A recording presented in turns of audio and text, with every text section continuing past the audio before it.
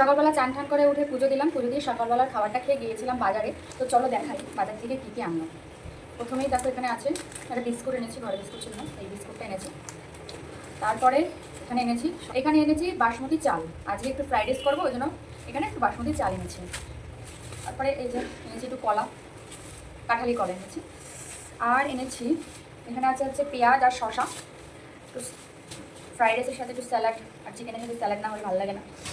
তারপরে এখানে আছে হচ্ছে গিয়ে ওই একটা ক্যাপসিকাম আর বিনস, গাজর এই এনেছি। আর হচ্ছে রসুন এনেছি।